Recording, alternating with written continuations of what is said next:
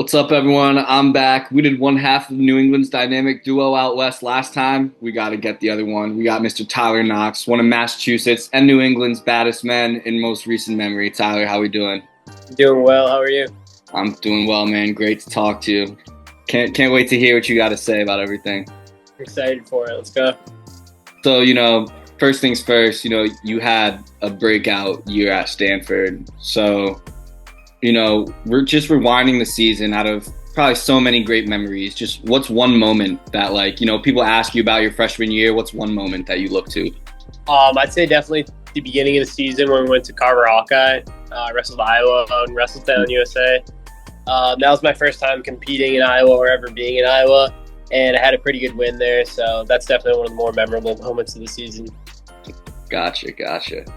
And were you prepared for, your first college season, competing out there, probably a little different than high school, I imagine? Yeah, for sure. Especially around here, I think that Division I is very different. But I did have a redshirt season, so I kind of used that as the little gap to fill in the area, the gray area that I had with adjusting to making weight, adjusting to the college wrestling style, just being away from home in general. So I think that redshirt year really helps bridge the gap. The only thing you had to adjust to is, probably just the consistent wrestling, which I'm sure your body's used to. Yeah. That's awesome. So, going back a little bit, you're from Groveland, Massachusetts? Is that? Yeah. Gotcha. So, how does just a kid from Groveland, Massachusetts in the Northeast up in New England get into wrestling? So my older brother got into it because of my uncle. My elementary school sent my brother home with a flyer one day when he was in 5th grade. And my mom was like, "Oh, your uncle wrestled. You should try it." So then obviously, like any younger brother, I wanted to do what my older brother did. So I remember going down to practice with him. It was once a week on Sundays. I was probably 5 years old, and I'd just go and play the warm-up game and then roll around on the mat. And then as I got a little bit older, I kind of liked it, started taking it a little bit more serious, started doing it year-round, going to clubs, and then kind of took off from there. Gotcha. Oh, excuse me. And so, did it click right away when you started competing at least? Did the wins come right away, or was there a learning curve at first? Yeah, no, I definitely had some natural ability. I was kind of just really aggressive, which I feel like at that age pays off. Yeah. There wasn't a straight linear progression. As I got a little bit older, specifically, one memory that stands out to me is Wildwood. I didn't win a match, 7th grade. I wasn't always winning. It's definitely a bit of a learning curve. Gotcha. And then going to high school, you did your freshman year at Pentucket, right? Yeah. Gotcha. Were you thinking of going anywhere else, going into high school, or was it always, going to be Pentucket? Yeah, no, I for sure was. I took tours to a couple different schools, but ultimately, it just kind of seemed the easier decision to make at the time to just go to my public school. Especially freshman year. Yeah, so I didn't really act on it, and I had a lot of friends in the school district that I'd known since I was little, obviously going to school there, and then my brother was also an assistant coach on the team, so kind of wanted to just stay close to home. Gotcha. And, wrestling's kind of one of those sports where, if you're really good, you're going to have that success anywhere, Yeah, for sure. Mm-hmm. And, going a little bit through high school, you kind of had a little unorthodox high school journey. So, tell me about that a little bit. Yeah, I think I was faced with a lot of challenges throughout high school. I went to a couple different high schools. And, a lot of people probably overlook the fact that, it's hard outside of wrestling, too. You move a high school, everybody already kind of has their friend groups, right? Mm-hmm. And so, you're, kind of the new guy. And you don't really think about that from, if you're just solely thinking about the wrestling aspect. But, it's kind of tough when you're, transferring their sophomore year and everybody's known each other, since they were little, or they already kind of have their friend groups freshman year, right? Mm-hmm. But that's kind of where wrestling can help, too. Obviously, the guys on the team you're going to be friends with.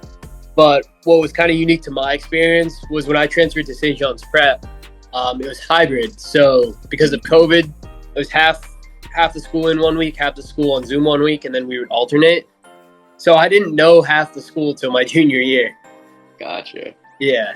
That's funny.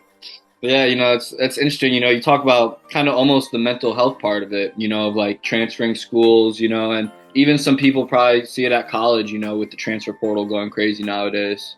So it's interesting you bring that up. And then St. John's Prep, your senior year, you chose to wrestle in some elite tournaments such as, Doc B. I think you did Beast, right? I'm pretty sure. Yeah. Gotcha. So, what was that experience like, wrestling? I mean, you already wrestled at that elite level, but, like, how was Doc B, going all the way to California, probably the only person on the East Coast in that tournament? Yeah. So specifically to those two tournaments, I kind of always grew up, like, watching some of the guys I would idolize in high school, like, like the Bo Bartletts maybe, wrestle at those tournaments. And to, like, hear about how good they were and then to actually go there was kind of a surreal experience, right?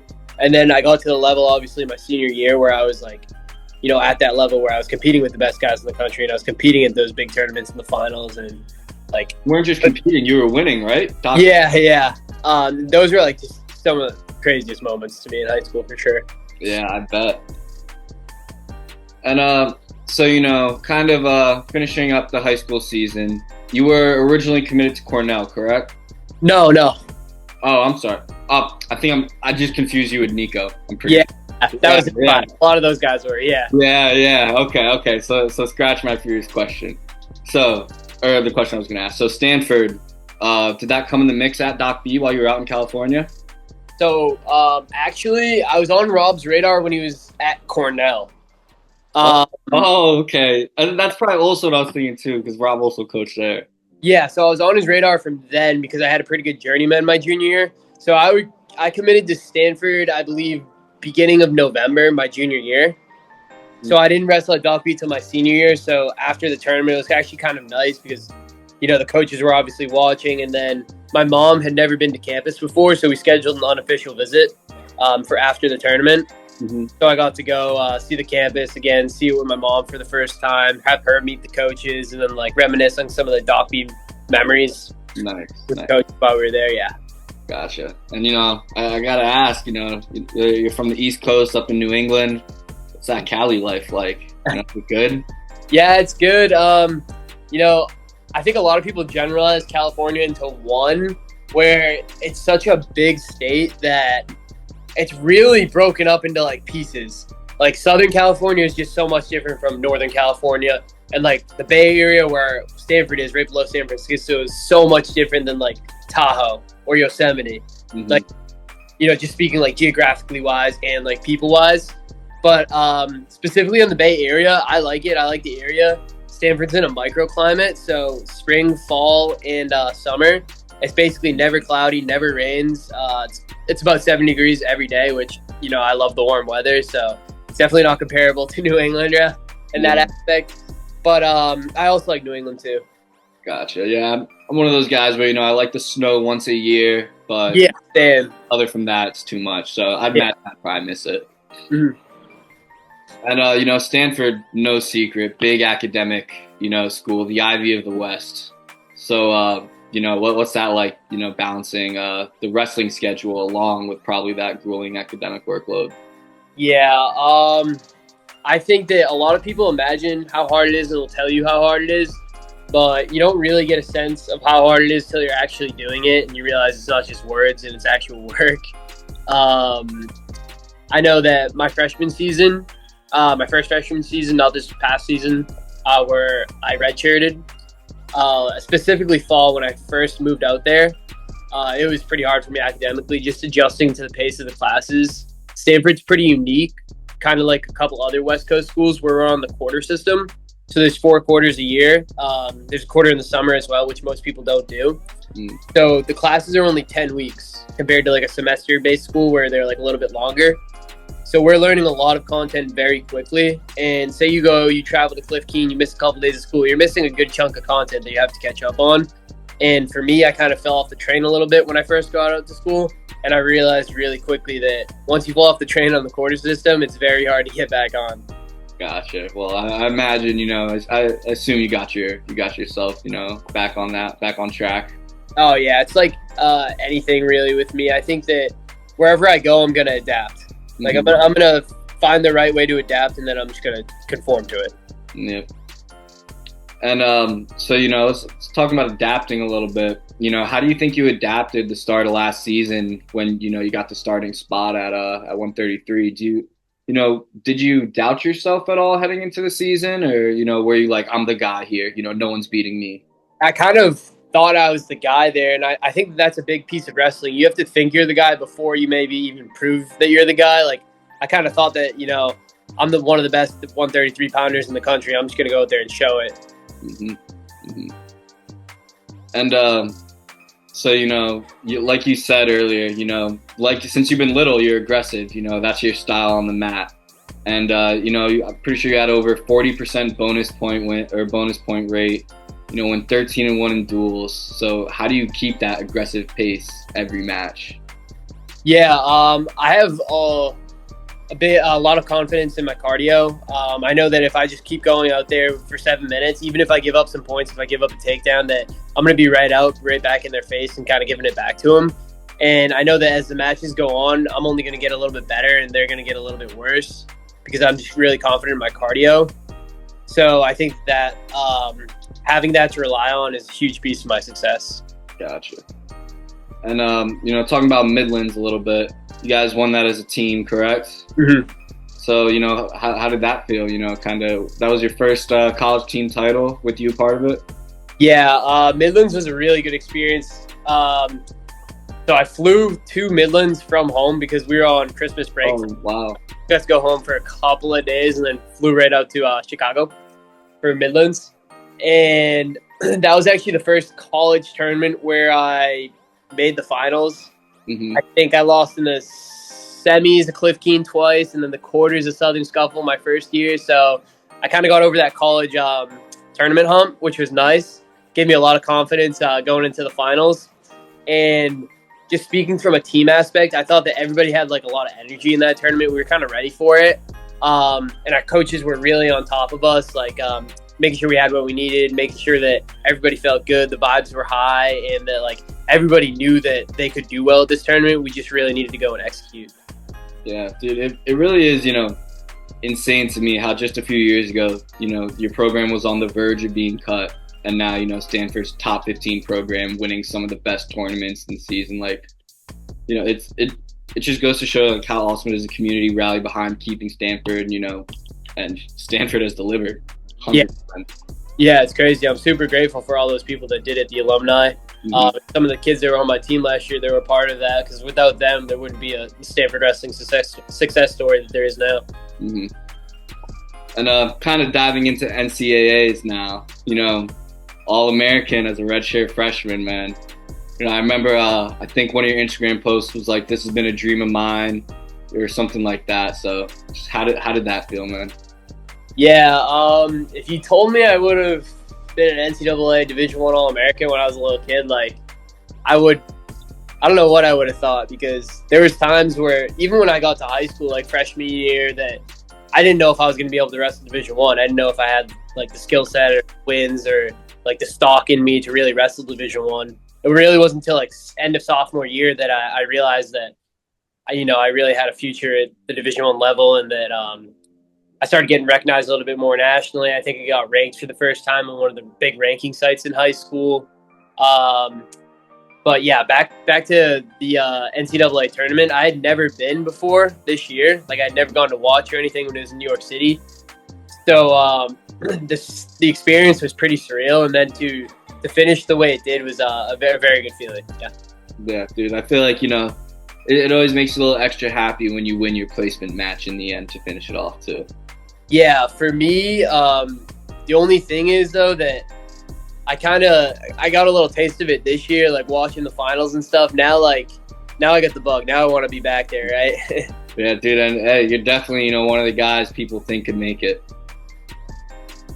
So what's your go-to attack when a match is tight? Say it's 3-3 in the third period.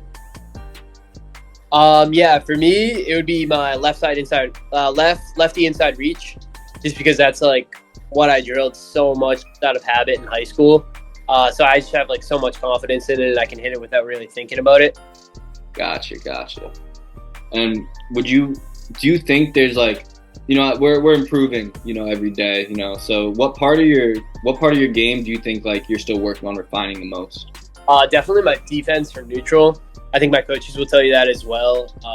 It's really no secret if you watch me wrestle that I tend to go right to the funk or scrambling. They're really trying to drill into me, not to be basic because they know that that's really not my style, but to recognize when being basic can help my scrambling, and to recognize that I don't always just have to force myself into like bad positions with scrambling, that I can also go to the basics, and then when my scrambling's there, that's when I can utilize it efficiently.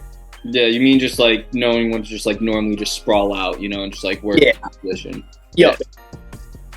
And hey, that's the thing, sometimes the basic moves they work the most. Mm-hmm.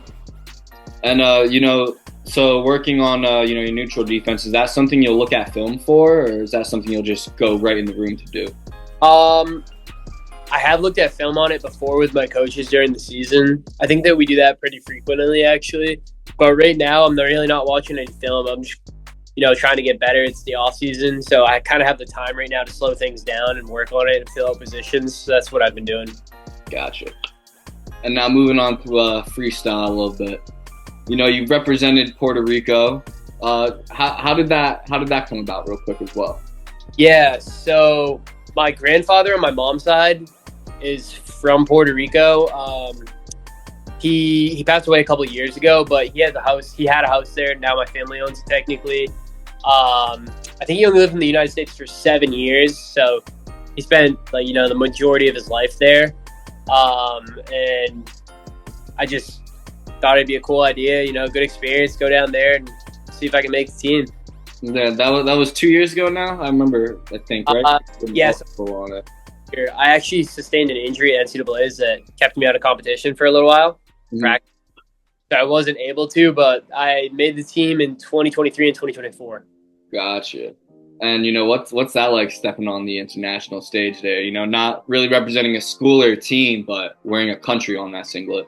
Yeah, I think that there's a lot of like patriotism for your country when you're representing, whatever country you're representing on the national stage, and the coaches kind of know that too. And I think they feel a sense of pride in you representing the country, with it on the front and the back of your singlet and all the gear.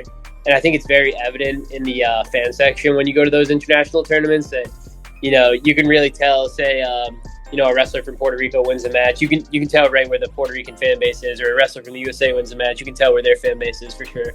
Gotcha. Yeah, no, and it's really cool, seeing, you wrestle Puerto Rico, Yandel, Braylon Gonzalez from Xavier. So, it's cool to see all these New England guys, going out there and competing. Yeah, I think that they're doing some special things down in Puerto Rico for sure. Yeah. And, I got to ask, folk style or freestyle? For me, it's 100% folk style for sure. I hear it. I like the collegiate style. Gotcha.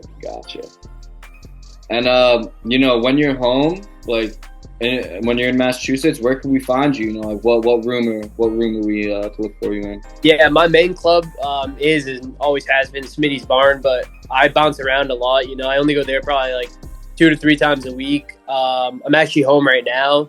Oh. So any guys that are watching this from the barn have seen me there. Then I bounce around, trying to get as many college looks as I can, into the Harvard room. Whenever there's a college guy around, I just hit up recently Max Leet, who goes to American, and just basically training wherever with whoever.